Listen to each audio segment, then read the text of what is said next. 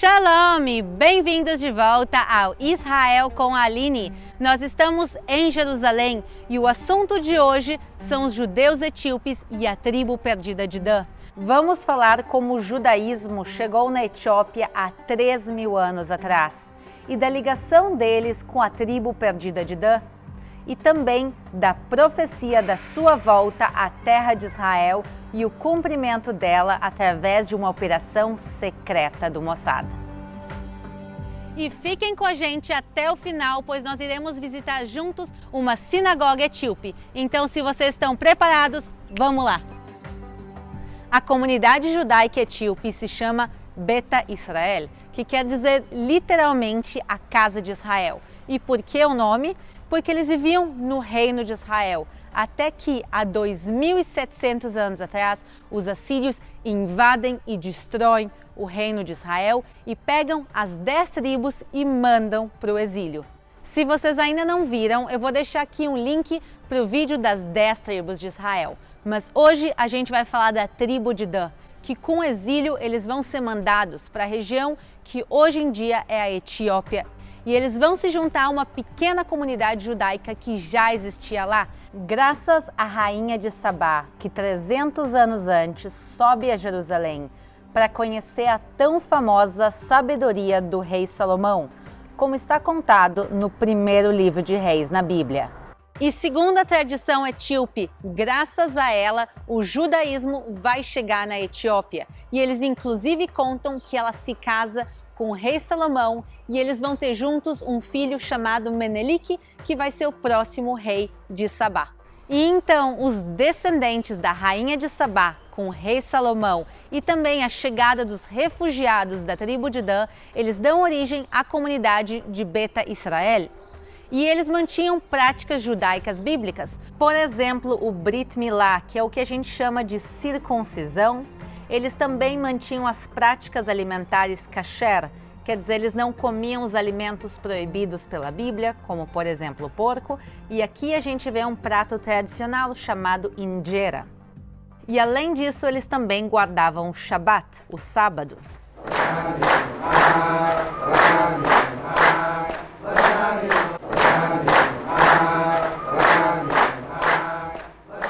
E eles viviam principalmente de agricultura e pastoreio.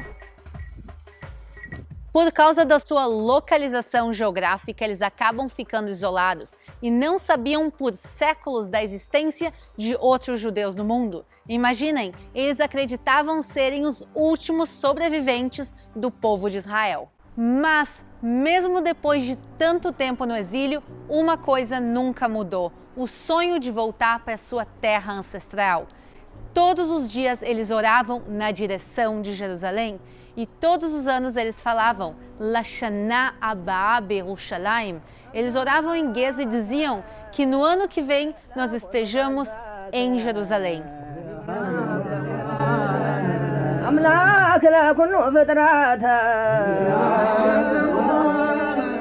E esperavam que se cumprissem as profecias, como em Isaías 11:11, que prometia a sua volta à terra de Israel.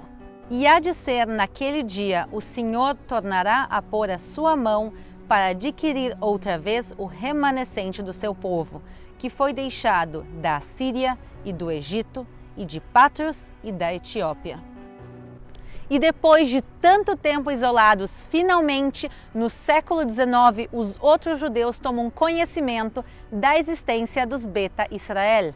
Tudo vai mudar no início dos anos 70, quando começa a terrível Guerra Civil da Etiópia, onde milhares vão morrer por causa do conflito e também por causa da fome. E aumenta muitíssimo o número de ataques à comunidade judaica local. Não que a vida deles fosse fácil antes, mas agora fica praticamente impossível de se viver lá. Inclusive, os não-judeus chamavam os judeus de falachas, que é uma palavra pejorativa que quer dizer estrangeiro ou sem terra. E a perseguição religiosa era tão grande que muitos foram obrigados a se converter ao cristianismo e tiveram forçadamente tatuagens de cruzes feitos pelo corpo e na testa. E nesses tempos tão difíceis, começa a surgir uma esperança quando em 1975 o Estado de Israel reconhece o direito deles da lei do retorno. Isso quer dizer que eles têm direito de migrar a Israel e receber cidadania. Mas havia um problema enorme, já que o governo da Etiópia não permitia a volta dos Beta Israel à sua casa.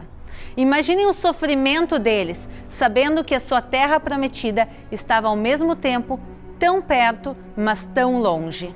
Sabendo que o governo de Israel queria resgatá-los, mas as autoridades locais não permitiam, e enquanto isso eles seguiam morrendo na Etiópia. Até que em 1984 começa uma operação do Mossad, do Serviço Secreto de Israel. Eles vão mandar agentes até a Etiópia. E os agentes veem que realmente não tem maneira de levar os judeus direto da Etiópia até Israel. E por isso eles vão pegar milhares de pessoas e começar uma jornada gigantesca pelos desertos em caminho do Sudão, que tinha concordado em permitir o resgate dos judeus desde o seu território, e lá foram preparados campos de refugiados. Essa operação vai ser conhecida como Operação Moisés, por causa do personagem bíblico que traz os judeus de volta à sua terra. Depois de 8.000 judeus resgatados em 7 semanas, a mídia divulga esse plano secreto e todos os países árabes agora vão pressionar o Sudão para interromper a operação. E milhares de judeus vão ficar presos no Sudão, em campos de refugiados, e outros milhares ainda na Etiópia. E mais uma vez, o sonho que estava tão próximo deles, a casa de Israel, a terra prometida, mais uma vez vai parecer tão distante. Até o ano de 1991, quando o Mossad faz uma das suas maiores operações secretas, a Operação Salomão, onde eles vão resgatar mais de 14.000 Beta Israel em 2 dias. Vai ser um momento emocionante para todos, o cumprimento da profecia e também a reunificação dessas famílias depois de tantos e tantos anos. E nos anos seguintes, mais operações trouxeram ainda mais Beta Israel de volta à sua casa, mas graças às relações Israel-Etiópia, as últimas imigrações já foram feitas de maneira legal e não secretamente. Vejam que emocionante a volta deles a Israel depois de mais de 2.700 anos de exílio. Inclusive, a última operação aconteceu em 2020 e aqui as imagens de dezembro da chegada de 316 novos imigrantes. Hoje em dia vivem aqui 152.000 Beta Israel. Isso representa 1,7% de toda a população. Mas mesmo com toda a alegria de ver eles voltando à sua casa, a gente não pode esquecer o preço que foi pago. 4.000 Beta Israel vão falecer no caminho para Israel e a gente tem que lembrar das conquistas deles, mas também de toda a dificuldade que eles passaram para poder imigrar para Israel. Chegamos agora na cidade de Lod, aqui no centro de Israel, e atrás de mim vocês já conseguem ver um centro e uma sinagoga etíope, e o Rabino Misgavnal, ele vai receber a gente agora e contar um pouco da história da família dele e nos mostrar a sinagoga. Vamos lá! A gente consegue ver a sinalização em hebraico e em Amharic, que é um dos idiomas que eles falam, e a gente está entrando agora na parte central da sinagoga. אני קודם כל יליד אתיופיה. עלינו עם ההורים שלי ב-1987. אנחנו נמצאים פה בבית כנסת היפה ובאמת הגדול בקהילה. אנשים שעשו את זה נתנו הרבה, בתוכם אבא שלי מיסוד הנחת הפינה ועד יום אחרון פלל פה. ואנחנו זכינו מהאנשים האלה גם כן להמשיך את המקום הזה. בעזרת השם, שאנחנו גם כן נזכה לבנים שממשיכי דרך של היהדות, תפילתנו, שבקרוב בימינו עם ישראל יזכה לגאולה שלמה. כך היה בית כנסת עגול ושפיץ למעלה. זה רעיון שכל התפילות רכזות ועולות לשמיים. זה הבית כנסת שהיה באתיופיה. Como toda sinagoga aqui tem o Aron HaKodesh, tem o local onde ficam os pergaminhos, o livro da Torá. E a gente está vendo aqui o que se chama a Parochet, que é essa separação aqui. A gente consegue ver o símbolo das 12 tribos de Israel, lembrando a importância das tribos para a comunidade etíope também. A direção do Aron HaKodesh é sempre para Jerusalém, a mesma direção onde se fazem as principais rezas.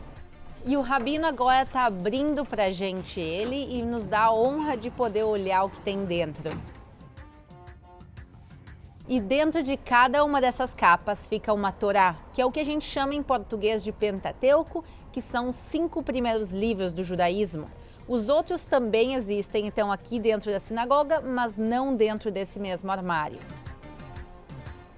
E elas são retiradas todas segundas, quintas e sábados para fazer as leituras, por exemplo, o Bar Mitzvah, e agora eu vou colocar para vocês imagens que foram filmadas antes do começo da pandemia.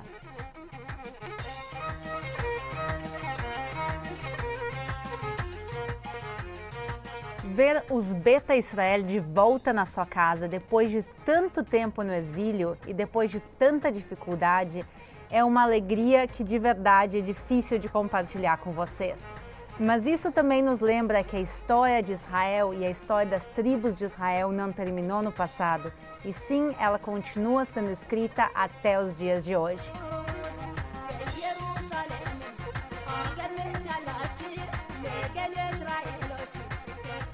Espero que tenham gostado do nosso passeio do dia de hoje, conhecer um pouquinho mais sobre o judaísmo etíope e sobre a tribo perdida de Dan.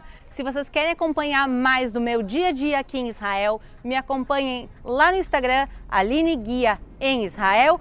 Se inscrevam aqui no canal. Um beijo, shalom e até a próxima!